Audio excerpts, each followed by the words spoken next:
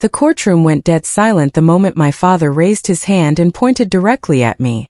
"She orchestrated the entire fraud," he said, his voice steady and calm, like a man who had rehearsed those words 100 times before delivering them. I sat frozen as gasps rippled through the room and two officers stepped forward from the wall behind me. The cold snap of handcuffs around my wrists felt like something happening to someone else entirely. I searched his face from across the room. Warren Carter had built a real estate and construction empire, across 4 states through years of calculated strategy. I had watched him handle impossible situations my entire life without blinking. But this time he wasn't handling the situation. He was using me as the solution.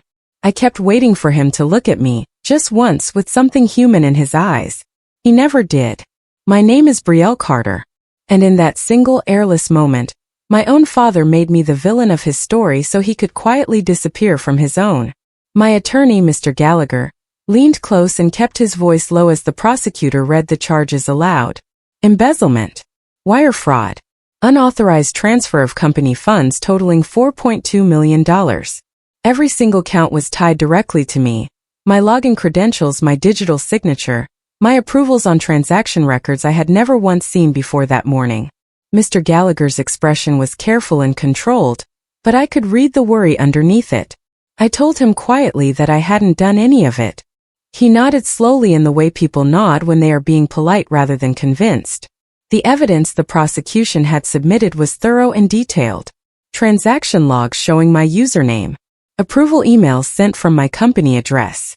Timestamps matching my scheduled working hours. On paper it looked clean and complete. The kind of case that doesn't leave much room to breathe. I sat there holding my composure while the full weight of what was happening pressed down on me. Someone had built this case carefully, piece by careful piece, and they had built every single part of it using my name. The first recess came 40 minutes into the hearing. I turned instinctively toward my family in the gallery, looking for something solid to hold on to. My brother Neil was staring at the floor, his arms folded tight across his chest, refusing to meet my eyes. My stepmother Diane sat beside him with her hands folded neatly in her lap, her expression almost composed, almost relieved if I was reading it correctly. Not a single person in my family stood up. Not one of them walked forward or said a word in my direction. I had spent 12 years working inside that company. I had managed financial operations, restructured 2 divisions, and helped grow the business from a regional firm into a multi-state operation. I had done it quietly and without public credit because that was how Warren Carter ran things. The public face of the company belonged to Neil. The real work belonged to me. And now in this courtroom, not one member of the family I had given those 12 years to could bring themselves to look at me directly. 3 days after the initial hearing, Mr. Gallagher brought me a full copy of the prosecution's evidence files. I spread everything across the table in his conference room and began going through it line by line. Most of it looked convincing at first glance, the kind of documentation that would read as solid to a jury without close examination. But somewhere in the middle of the second folder I stopped. A transaction record showed my credentials authorizing a transfer of $300,000 at 11:47 on a Tuesday night in October. I sat back and stared at that timestamp. In October I had been in Denver for a 5-day industry conference. I had flown out Sunday morning and returned Friday evening. I had receipts, hotel records, and a conference registration with my name on it. I had not been anywhere near a company computer on that Tuesday night. Someone had used my credentials to authorize a transaction while I was 6 states away. And they had not expected me to look at the timestamps this carefully. 6 weeks before any of this began, I had sat across from my father in his corner office and laid 3 pages of printed transaction records on his desk. The numbers had not made sense to me for weeks. Transfers to accounts I didn't recognize, approvals that didn't follow our internal process, amounts that moved in patterns too deliberate to be accidental. I had double-checked everything twice before bringing it to him. Warren Carter looked at the pages for exactly 15 seconds. Then he pushed them back across the desk toward me without a word. "You're overthinking it," he said, in the flat and final tone he used when a conversation was finished. "Focus on your actual responsibilities." I picked up the papers and left without arguing. I had worked for him long enough to know when a door had been shut. What I didn't understand yet was what that closed door actually meant. He hadn't dismissed my concerns because he thought I was wrong. He dismissed them because I was exactly right. And because I had just shown him that I was looking too closely at things he needed me to ignore. The week after the charges were filed, my life began disappearing in pieces. First, my company access was revoked. I received a single automated email informing me that my credentials had been suspended pending the ongoing investigation. Then my personal bank accounts were frozen by court order, based on the prosecution's request.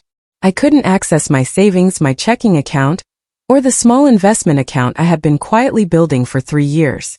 2 days after that, I received a notice from my landlord stating that my lease had been terminated due to a contract clause I had never been asked to review. I later learned that someone had filed a formal complaint against me with the building management using false information. I was being erased not just professionally but financially and personally. Every pillar I had built my independent life on was being removed one at a time. I moved into a spare room at a friend's apartment and sat on the edge of a borrowed bed, wondering how thoroughly a person could be dismantled by someone who had known them since birth. 2 weeks before the trial was scheduled to begin, Mr. Gallagher called me into his office and closed the door. He sat across from me with a careful expression and a thin folder on the desk between us. He said he needed to be completely honest with me. The prosecution's case was strong, not just strong, but the kind of case that routinely ended in conviction regardless of what the defense presented. He had seen cases with far less documentation go badly for his clients. He slid a single page across the desk.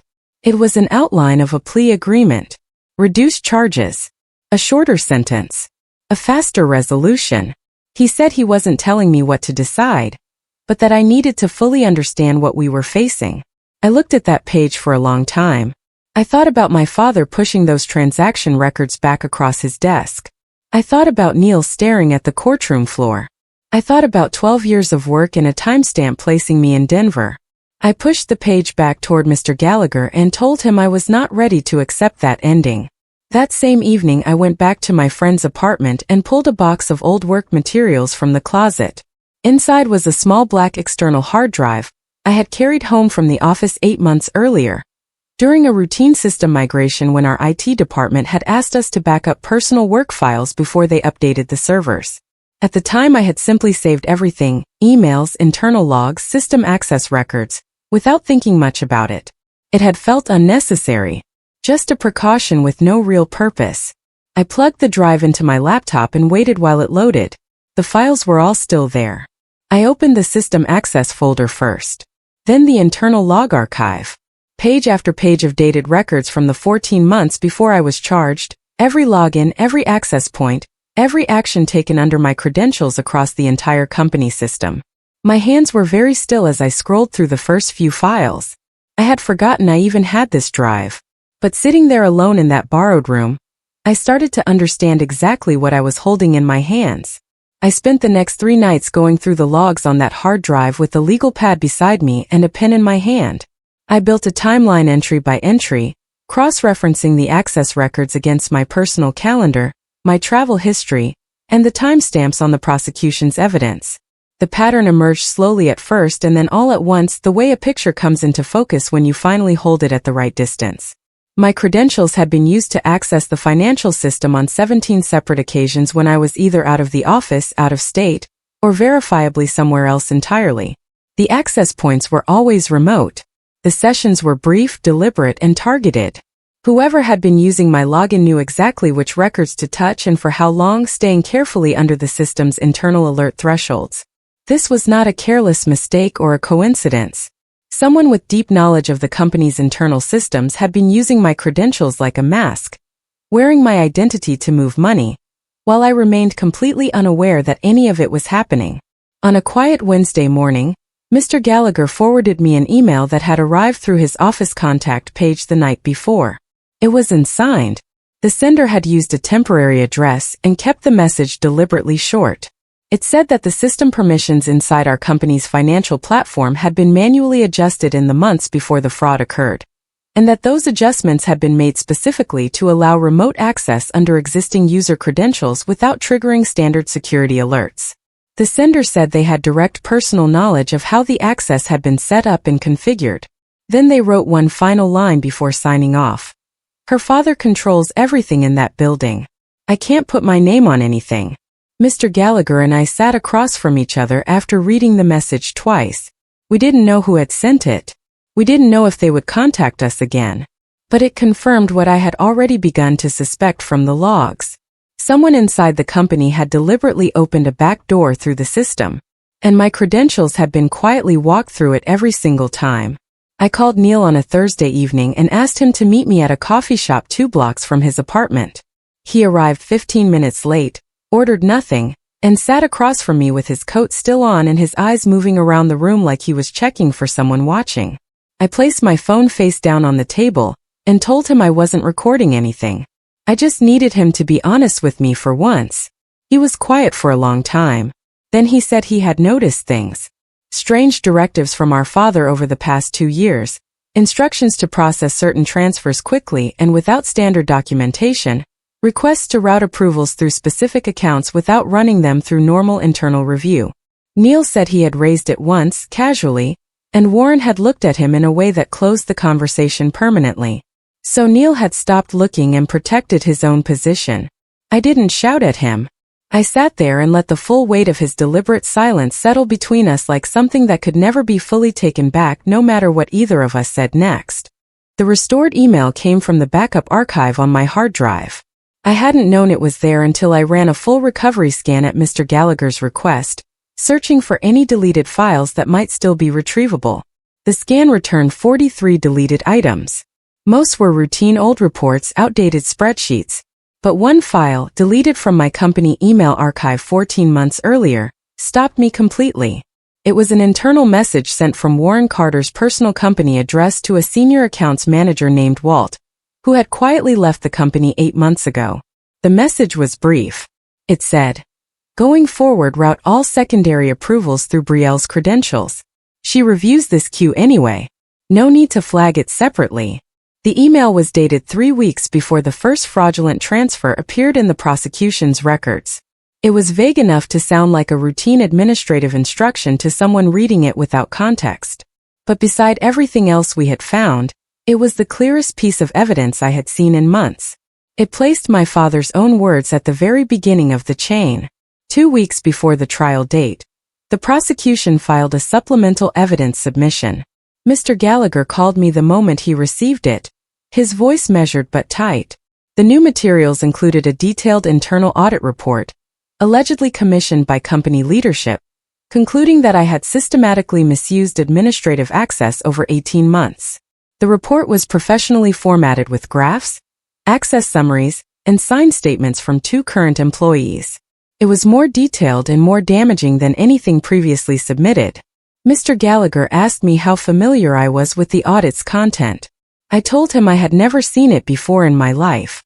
He said based on the document's metadata, it had been created 11 days ago, well after the initial charges had already been filed. Someone was still actively working against me. This wasn't evidence that had been gathered before my arrest. New material was being manufactured and inserted into the case while the trial was being actively prepared. My father was not simply defending himself against what had already been discovered. He was continuing to construct the case against me in real time, while I sat in a borrowed room trying to survive. 4 days before the trial began, the anonymous contact went completely silent. The temporary email address returned a delivery failure. Mr. Gallagher tried the number we had traced to the original message and got nothing. The line had been disconnected entirely. Our investigator drove to the last known address for Pete Waverly, the former IT contractor we believed had sent the initial message. His apartment was empty. Neighbors said he had moved out suddenly over the weekend, taking almost nothing with him. No forwarding address. No contact information left behind for anyone. I sat in Mr. Gallagher's conference room and felt the ground shift underneath me. Pete had been our only potential witness with direct technical knowledge of the system access manipulation. Without him, the logs from my hard drive were powerful but incomplete. We had evidence of what had happened but no one willing to stand before a jury and explain the technical mechanics of how it had been arranged from inside the company. My father had resources, decades of relationships, and reach throughout that city. I didn't need to guess at what had happened to Pete Waverly. The empty apartment told me everything I needed to know. Mr. Gallagher brought in a forensic financial analyst named Carol Briggs 3 days before trial. She had spent 40 hours tracing every transaction in the prosecution's evidence, following each transfer from its origin point through every account it touched on its way out of the company. What she found did not lead back to me at any point.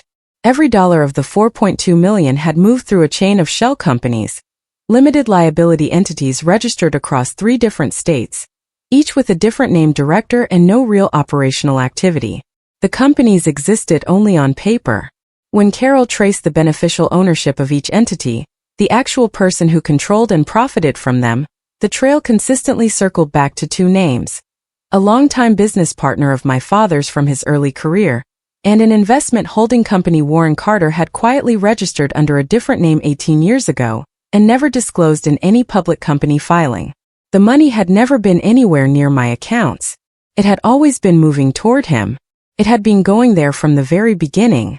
The night before the trial began, I sat alone at the small kitchen table in my friend's apartment with a cup of tea I never drank and my legal pad open in front of me. I looked at everything we had assembled: the timestamp inconsistencies, the archive system logs, the restored email, Carol's financial trace, the shell company records, Neil's private admission, Pete's sudden disappearance. Separately, each piece was meaningful. Together they told a complete and coherent story that had nothing at all to do with me. I had spent 3 months in a defensive posture, focused entirely on proving what I hadn't done. But sitting there that night, something inside me shifted with a quiet and final clarity. What I had in that folder wasn't just a defense. It was a full exposure. Presented correctly, it wouldn't simply save me from conviction.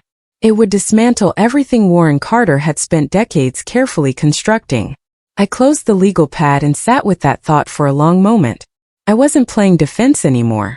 Tomorrow I was going to walk into that courtroom and take the entire structure apart from the inside. The trial opened on a gray Monday morning. The prosecution's lead attorney, Mr. Harwell, was polished and deliberately unhurried in his delivery.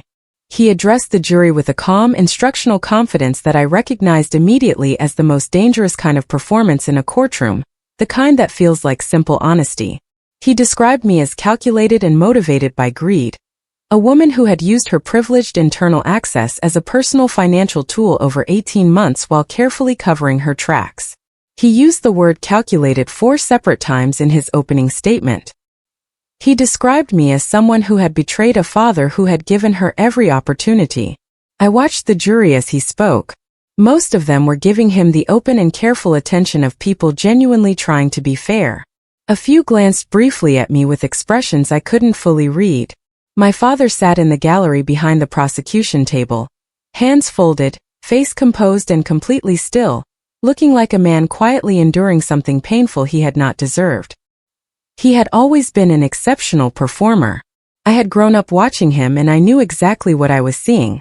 On the second day of trial, Mr. Harwell called Warren Carter to the stand. My father walked up slowly and settled into the witness chair with the quiet dignity of a man carrying a grief he hadn't chosen. He described the company he had built over 4 decades.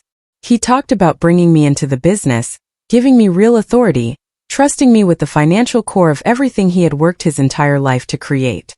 His voice broke slightly, just once, when he said he had never imagined that the person he had trusted most completely would be the one to use that trust against him.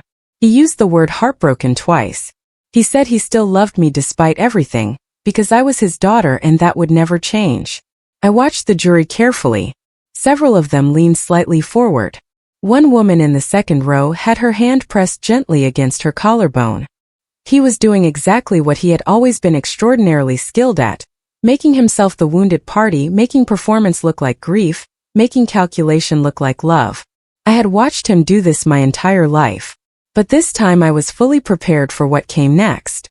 On the morning of the third day, Mr. Gallagher and I had a conversation that lasted 12 minutes and ended with him exhaling slowly and saying he thought I was right. He had advised me strongly against testifying. The standard wisdom in cases like this was clear.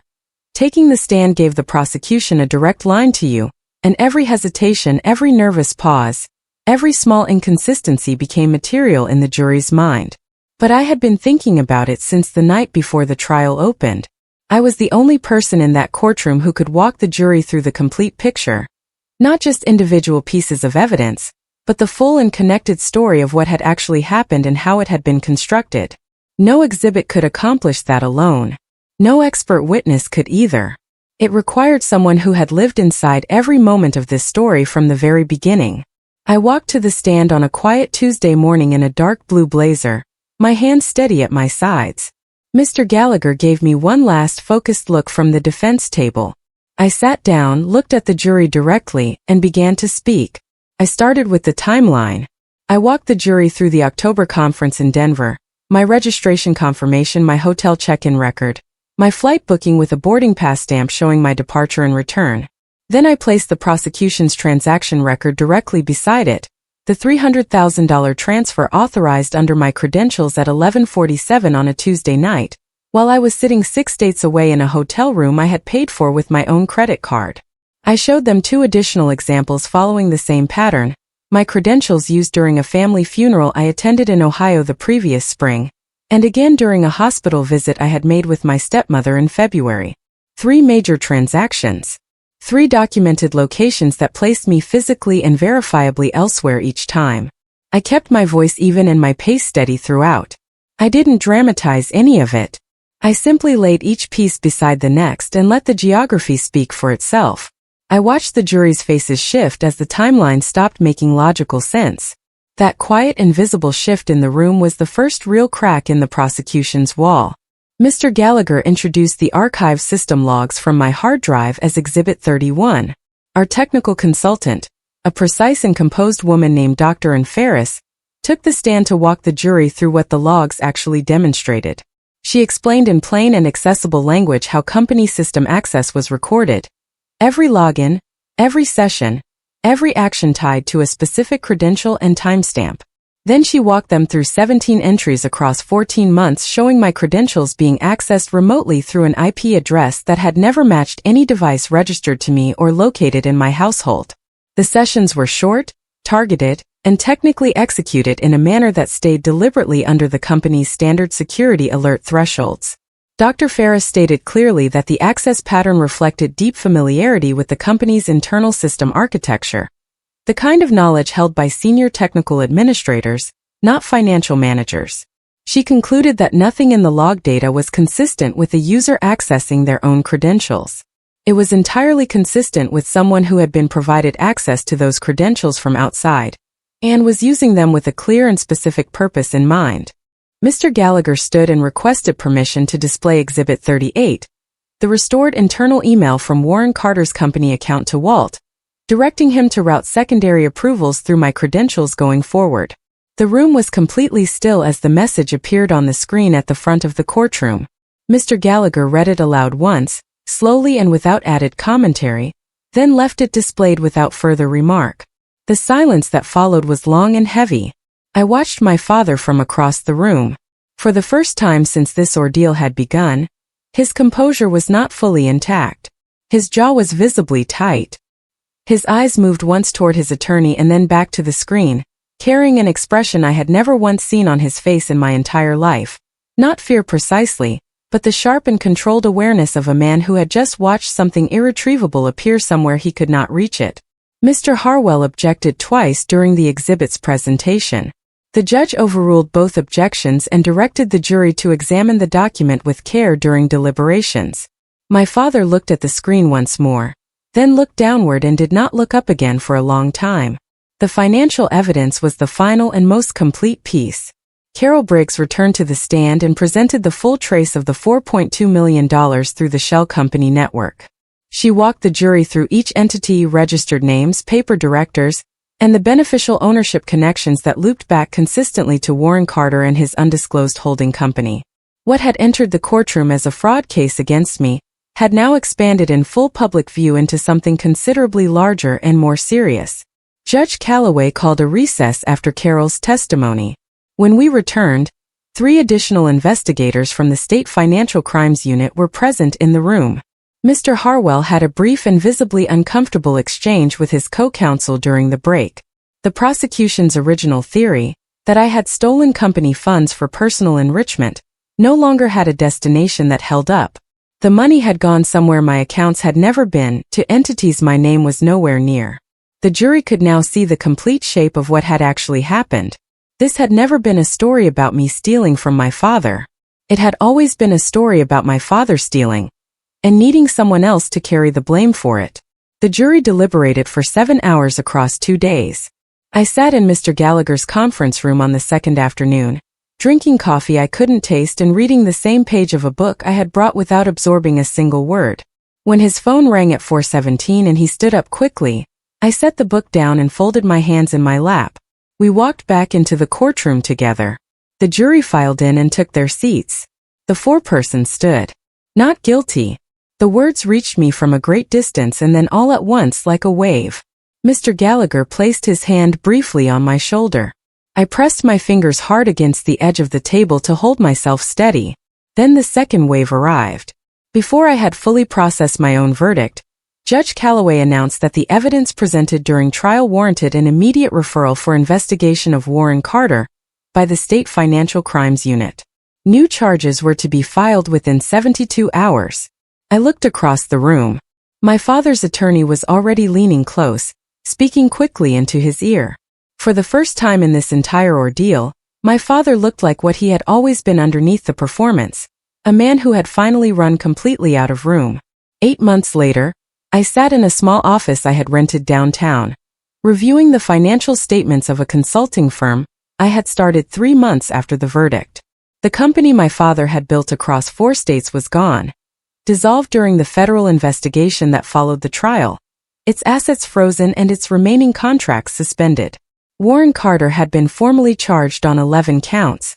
Neil had agreed to cooperate with investigators in exchange for a reduced role in the proceedings. Diane had filed for legal separation. The empire that had defined my entire professional life had come apart in a single season. I did not feel the triumph I had once imagined I would feel when this was over. What settled in instead was something quieter and more permanent. The particular stillness that follows a long and exhausting storm that has finally completely passed. I had walked into that courtroom as the sacrifice my father had carefully selected. I had walked out as the only person in that room who had told the complete truth from beginning to end. He had spent decades building something he believed was untouchable. I had spent 8 months proving that nothing built entirely on lies stays standing forever. Not even an empire.